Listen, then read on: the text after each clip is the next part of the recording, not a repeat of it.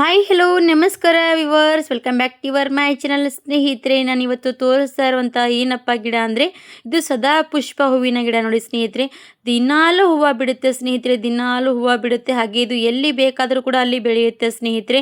ಇದಕ್ಕೆ ನಾವು ಬೆಳೆಸ್ಬೇಕಂತ ಏನು ಅವಶ್ಯಕತೆ ಕೂಡ ಬೀಳಲ್ಲ ಸ್ನೇಹಿತರೆ. ಇದು ಹೂವು ಎಷ್ಟು ಚೆನ್ನಾಗಿ ಬಿಡುತ್ತಲ್ವ ಸ್ನೇಹಿತರೆ. ಹಾಗೆ ನಮ್ಮ ಹೇರು, ನಮ್ಮ ಕೂದಲು, ಬಿಳಿ ಕೂದಲಕ್ಕೆ ಸಮಸ್ಯೆ ಮತ್ತು ನಮಗೆ ವೈಟ್ ಹೇರ್ ಸಮಸ್ಯೆ ಇದ್ದರೆ ಈ ಹೂವಿನ ಬೆನಿಫಿಟ್ಸ್ ನೀವು ಕೂಡ ಫಾಲೋ ಮಾಡಿದ್ರೆ ನಿಮ್ಮ ಬಿಳಿ ಕೂದಲ ಸಮಸ್ಯೆ, ಹೇರ್ ಫಾಲ್ ಸಮಸ್ಯೆ ಎಲ್ಲನೂ ಕೂಡ ತಡೆಗಟ್ಬೋದು ಸ್ನೇಹಿತರೆ. ಇದರಲ್ಲಿ ಎರಡು ಥರ ಹೂವಿನ ಗಿಡ ಇರುತ್ತೆ. ಒಂದು ಬಿಳಿ ಹೂವು ಮತ್ತು ಒಂದು ಈ ಥರ ನೋಡ್ತಾ ಇರ್ಬೋದು ಕೆಂಪು ಹೂವು. ಇವೆರಡರಲ್ಲಿ ನೀವು ಯಾವುದಾದ್ರೂ ಕೂಡ ತೊಗೋಬೋದು. ಇದನ್ನು ನೋಡಿ ಇವಾಗ ಫಸ್ಟ್ ಯಾವ ರೀತಿಯಾಗಿ ತೊಗೊಂಡು ಏನೆಲ್ಲ ರೆಡಿ ಮಾಡ್ಕೋಬೇಕಂತ ನೋಡಿ. ನಾನು ಕೂಡ ಈ ಥರ ಸದಾ ಪುಷ್ಪ ಹೂವಿನ ಗಿಡದ ಎಲೆಗಳು ಮತ್ತು ಒಂದು 2-3 ಹೂವು ತಂದಿದ್ದೀನಿ. ಇದನ್ನು ನೀವು ಇಷ್ಟು ತಂದು ನೀವು ರೆಡಿ ಮಾಡಿಕೊಂಡು ನೀವು ಯೂಸ್ ಮಾಡ್ತಾ ಹೋದರೂ ಕೂಡ ನಡೆಯುತ್ತೆ. ಇಲ್ಲ ಅನ್ನೋರು ನೀವು ಒಂದೇ ಕ್ವಾಂಟಿಟಿಯಲ್ಲಿ ಕೂಡ ಮಾಡಿ ಇಟ್ಕೋಬೋದು, ಜಾಸ್ತಿ ಕ್ವಾಂಟಿಟಿಯಲ್ಲಿ.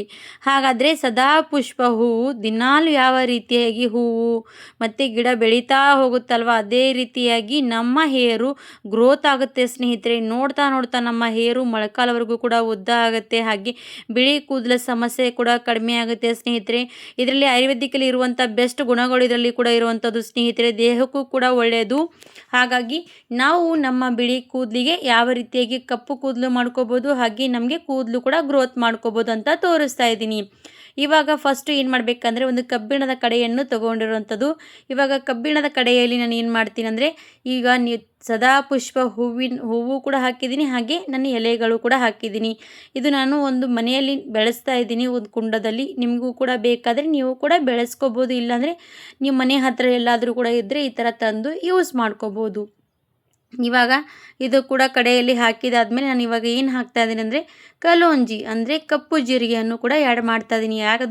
ಅದು ಯಾಕಪ್ಪ ಅಂದರೆ ಬಿಳಿ ಕೂದಲನ್ನು ಕಪ್ಪು ಮಾಡುವಂಥ ಶಕ್ತಿ ಈ ಕಲೋಂಜಿಯಲ್ಲಿ ಇರುವಂಥದ್ದು ಸ್ನೇಹಿತರೆ. ಏನೆಲ್ಲ ಬೆನಿಫಿಟ್ಸ್ ನಮಗೆ ಸಿಗಬೇಕು ಅಂದರೆ ನಾವು ಇದೆಲ್ಲ ಕೂಡ ಫಾಲೋ ಮಾಡಬೇಕಾಗುತ್ತೆ, ಆವಾಗಲೇ ನಮಗೆ ಬೆನಿಫಿಟ್ಸ್ ಸಿಗುತ್ತೆ. ನಾವು chemical hair dry, chemical mehndi, chemical shampoo, chemical ಆಯಿಲ್ಗಳೆಲ್ಲ ಬಳಸೋದ್ರಿಂದ ನಮಗೆ ಜಾಸ್ತಿ ಬಿಳಿ ಕೂದಲ ಸಮಸ್ಯೆ ಬರುತ್ತೆ. ಇವಾಗ ಇದಕ್ಕೆ ಸ್ವಲ್ಪ ಒಂದು ಅರ್ಧ ಚಮಚದಷ್ಟು ಟೀ ಪುಡಿ ಹಾಕ್ತಾಯಿದ್ದೀನಿ.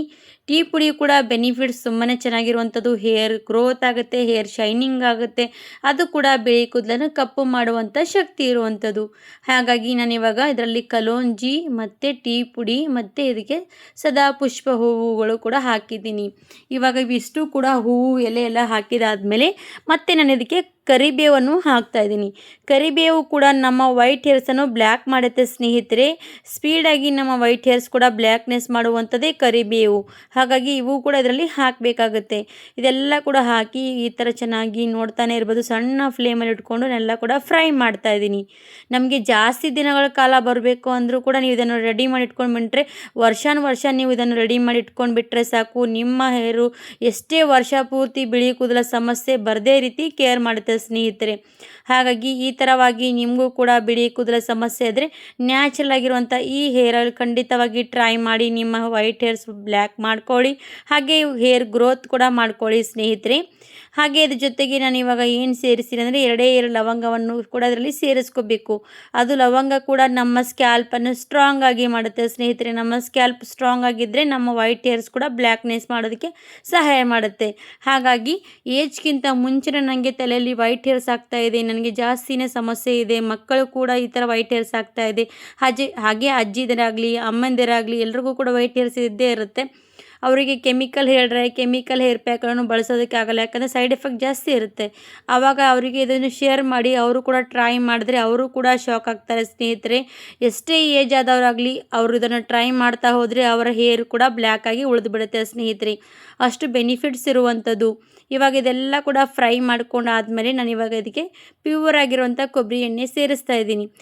ನಾನು ಎಷ್ಟು ಕ್ವಾಂಟಿಟಿಯಲ್ಲಿ ಮಾಡ್ಕೊಳ್ತೀರೋ ಅಷ್ಟು ಜಾಸ್ತಿ ಪ್ರಮಾಣದಲ್ಲಿ ಎಲ್ಲನೂ ಕೂಡ ತೊಗೋಬೇಕಾಗುತ್ತೆ. ನಾನು ರಾತ್ರಿ ಹೊತ್ತಿಗೆ ಮಸಾಜ್ ಮಾಡೋದಕ್ಕೆ ಎಷ್ಟು ಬೇಕಾಗುತ್ತಲ್ಲೋ ಅಷ್ಟೇ ಆಯಿಲ್ ರೆಡಿ ಮಾಡ್ತಾಯಿದ್ದೀನಿ.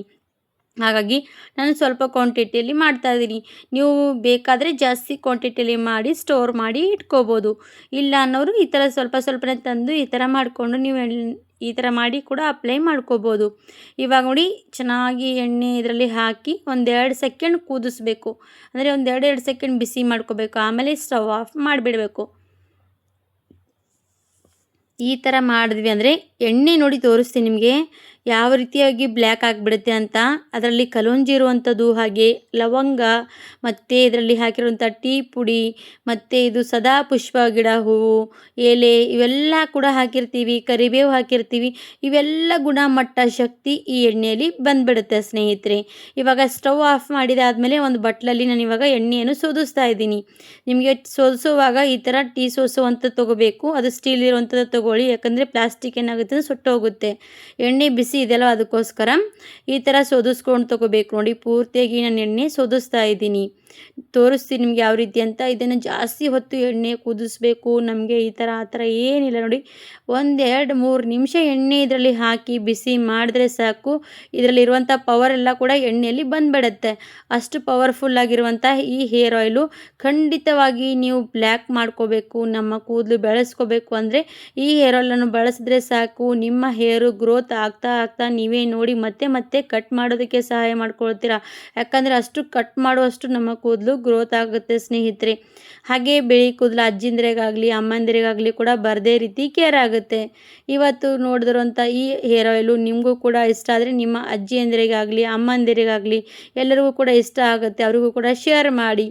ಇವಾಗ ನೋಡಿ ಇದು ಹೇರ್ ಆಯಿಲ್ ತೋರಿಸ್ತೀನಿ ಯಾವ ರೀತಿಯಾಗಿ ಬಟ್ಲಲ್ಲಿ ನೋಡಿದ್ರೆ ಗೊತ್ತಾಗ್ತಿರ್ಬೋದು ಎಷ್ಟು ಕಪ್ಪಗಾಗಿರುವಂಥದ್ದು ಬೆಸ್ಟ್ ಹೇರ್ ಆಯಿಲು. ಈ ಥರ ಮನೆಯಲ್ಲೇ ಹೇರ್ ಆಯಿಲ್ ರೆಡಿ ಮಾಡಿ ನೀವು ಕೂಡ ನಿಮ್ಮ ಹೇರಿಗೆ ಈ ಹೇರ್ ಆಯಿಲು ರಾತ್ರಿ ಮಲ್ಕೊಳ್ಳುವಾಗ ಅಪ್ಲೈ ಮಾಡಿಕೊಂಡು ಮಲ್ಕೊಂಡ್ವಿ ಅಂದರೆ ಇದು ಹೇರ್ ಆಯಿಲು ನಮ್ಮ ಹೇರಿಗೆ ರಿಲ್ಯಾಕ್ಸ್ ಆಗುತ್ತೆ. ಹಾಗೆ ನಮ್ಮ ಸ್ಕ್ಯಾಲ್ಪ್ ಸ್ಟ್ರಾಂಗ್ ಆಗುತ್ತೆ, ನಮಗೆ ವೈಟ್ ಹೇರ್ಸ್ ಬ್ಲ್ಯಾಕ್ ಆಗುತ್ತೆ. ಇವೆಲ್ಲ ಕೂಡ ರಾತ್ರಿ ಮಲ್ಕೊಳ್ಳುವಾಗ ಈ ನಮ್ಮ ಹೇರ್ ಆಯಿಲ್ ಮಸಾಜ್ ಮಾಡ್ಕೊಂಡು ಮಲ್ಕೋಬೇಕು. ಬೆಳಗ್ಗೆ ಸ್ನಾನ ಮಾಡುವಾಗ ತಲೆ ಸ್ನಾನ ಮಾಡಿದ್ರೂ ಕೂಡ ನಡೆಯುತ್ತೆ, ಅಂದರೆ ಹಾಗೆ ಬಿಟ್ಟರೂ ಕೂಡ ನಡೆಯುತ್ತೆ. ಇದನ್ನು ವಾರದಲ್ಲಿ ಒಂದು 3 ಸರ್ತಿ ಫಾಲೋ ಮಾಡಿದ್ರೆ ಸಾಕು. ಈ ವಿಡಿಯೋ ನಿಮಗೂ ಕೂಡ ಇಷ್ಟ ಆದರೆ ಲೈಕ್ ಆ್ಯಂಡ್ ಸಬ್ಸ್ಕ್ರೈಬ್. ಧನ್ಯವಾದ ಸ್ನೇಹಿತರೆ.